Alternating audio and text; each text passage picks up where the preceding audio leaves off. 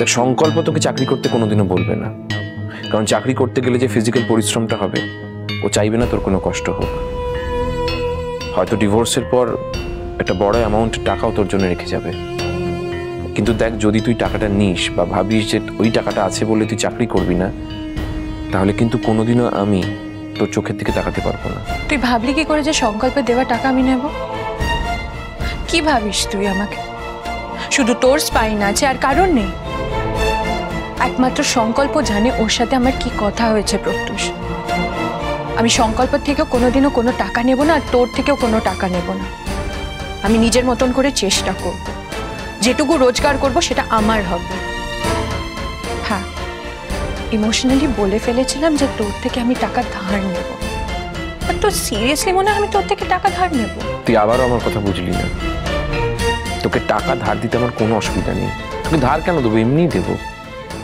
তোর সাথে তো আমার সম্পর্কটাই কোনোদিন অস্বীকার করতে পারিনি, সেই বন্ধন তো কোনোদিন অস্বীকার করিনি আমি। সেখানে টাকা কি ব্যাপার? আমি শুধু কথাটা বলছি তার কারণ আমি চাই তুই স্বাবলম্বী হ। আমাদের এখানে এসে নিজের মূল্যবান সময়টা নষ্ট করার কোনো মানে হয় না, just West of time. Hello,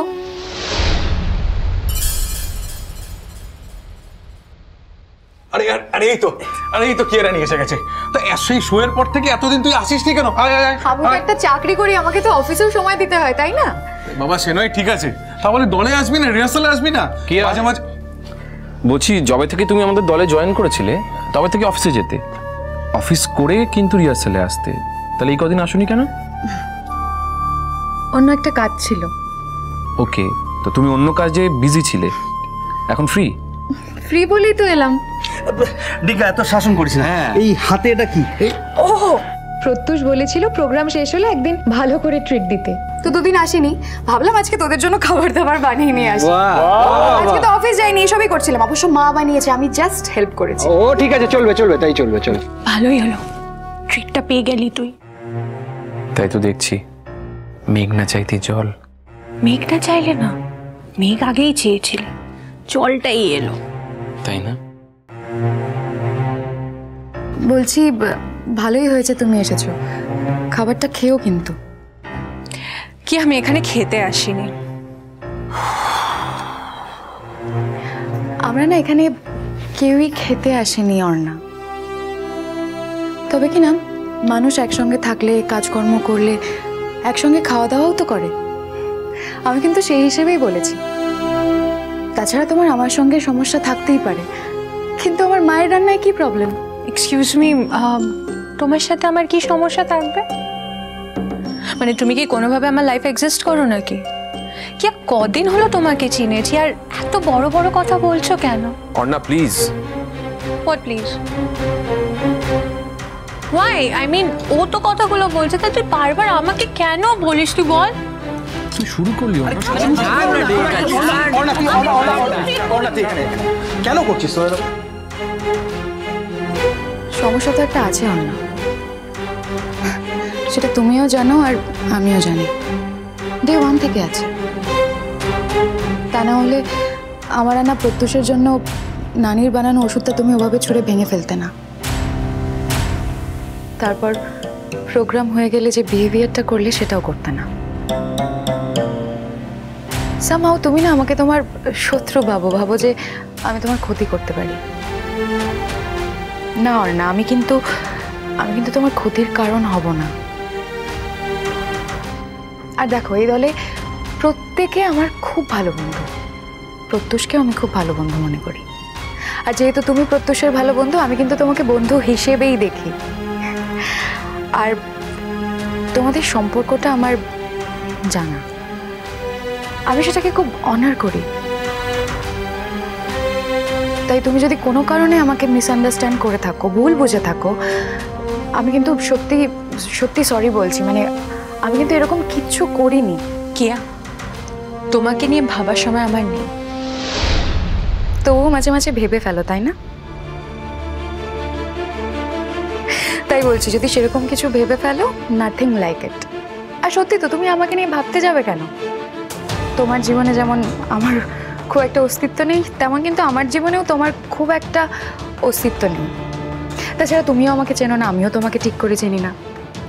তাই আমাদের মধ্যে বন্ধুত্ব বা শত্রুতা কোনোটাই কিন্তু ঠিক এক্সিস্ট করে না। তাই ওই প্রতিবেশীরা দেখা হলে যেরকম করে না, হাই হ্যালো, তুমি আমাকে দেখলে শুধু সেটুকু করবে, আমিও সেটাই করবো, দ্যাটস ইনাফ। সেটা তুমি ঠিক করে দেবে যে তোমার সাথে এক্স্যাক্টলি কিভাবে আমি ট্রিট করব। এর থেকে বেশি জায়গা তো আমরা দুজন দুজনকে দিইনি, তাই না? মানে স্পেসই দিইনি। তাই বলছিলাম ওই হাই হ্যালোটুকু করলেই।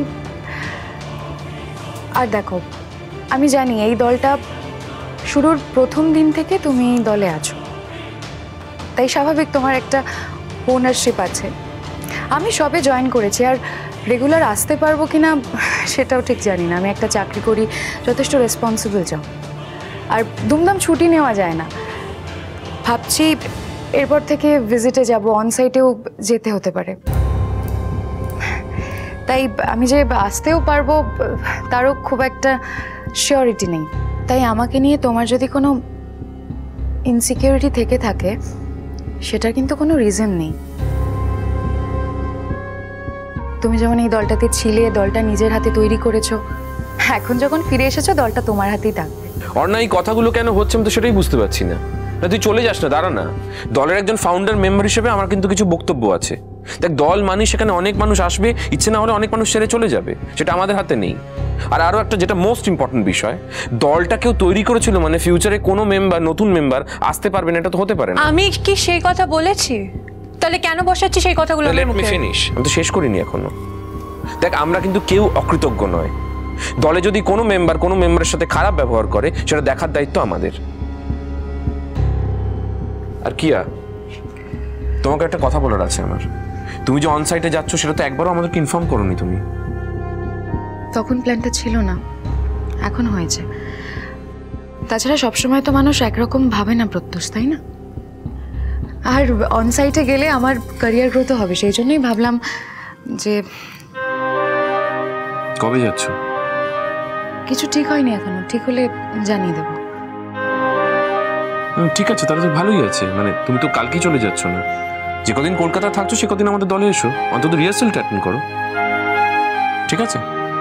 শোন না, একটা কাজ কর, তোরা সৌরভ, এই নে মিষ্টিটা রাখ, তোরা খেয়ে নিস, আমি যাই বাড়ি যাই। আচ্ছা, ঠিক আছে, ঠিক আছে। আমি এলাম বলে তুমি এভাবে চলে যাবে? নিজেকে এত প্রায়োরিটি দাও কেন বলো তো? যে তুমি এসেছো বলে আমি চলে যাব? হু আর ইউ, আমি তো সেটাই বুঝতে পারছি না। অর্ণা, প্লিজ ভদ্রভাবে কথা বল। তুই বারবার আমাকে কেন বলিস বলতো? ওকে বল ভদ্রভাবে কথা বলতে। ও কেন বলছে যে ও এসেছে বলে আমি চলে যাচ্ছি এখান থেকে? তুই কিভাবে কথা বলছিস সেটা সবাই আমরা দেখতে পাচ্ছি। ও জাস্ট রিঅ্যাক্ট করেছে। তোকে আগেও বলেছি অর্ণা, আবারও বলছি, তুই যখন ছিলি না ও কিন্তু আমাদের দলকে ট্রিমেন্ডাস সাপোর্ট দিয়েছে। তুই এসেছিস বলে ওকে আমরা বার করে দিতে পারবো না, এটা আনএথিক্যাল।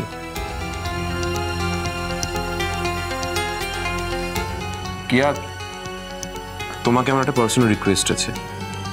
অ্যাটলিস্ট যে কদিন তুমি কলকাতায় আছো সে কদিন রিহার্সালটা অ্যাটেন্ড করো।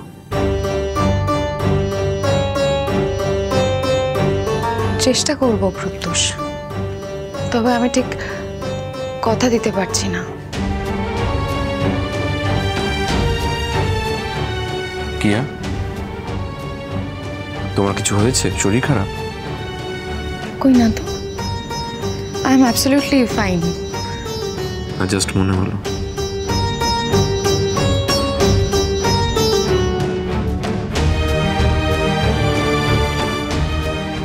বলছিলাম এবার তাহলে খাবারগুলো ডিস্ট্রিবিউট করে দিই। তোরা তো নিশ্চয়ই মিষ্টি খেতে চাইবি না, ও খাবার নিয়ে এসে সেই খাবারই তোরা খেতে চেয়েছিলি, তাই তো? আমরা কখন বললাম মিষ্টি খাবো না, মিষ্টি মুখ তো শেষে করবো। হ্যাঁ, আচ্ছা ঠিক আছে, তাহলে তোরা মিষ্টি খেয়ে নিস, আমার তারা আছে, আমি বাড়ি যাই, ঠিক আছে? তুই কি মিষ্টি ডিস্ট্রিবিউট করতে এখানে এসেছিলি?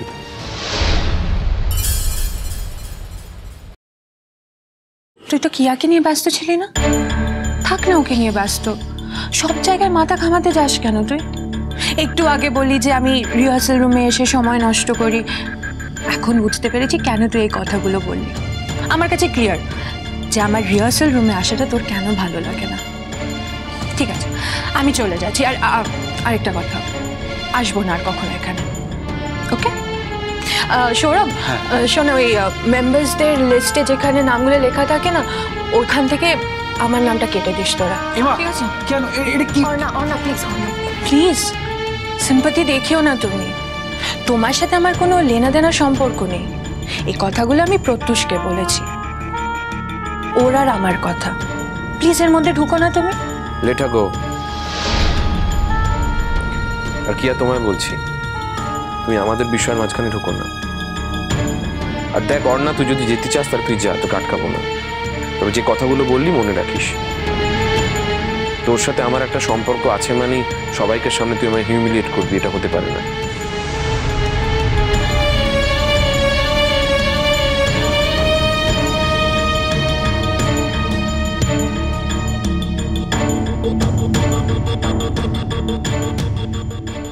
তুমি মুম্বাই অফিসে ফোন করে চাকরি খেয়েছো চিমই? শোনো জুন, আমি এরকম কোনো কাজ করিনি।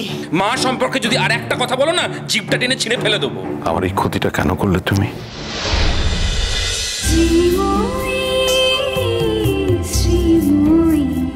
স্টার জলসার প্রিয় শো দেখার জন্য সাবস্ক্রাইব করুন আমাদের ইউটিউব চ্যানেলে এবং আপডেটেড থাকার জন্য প্রেস করুন বেল আইকন। চলো চলো চলো চলো পাল্টাই।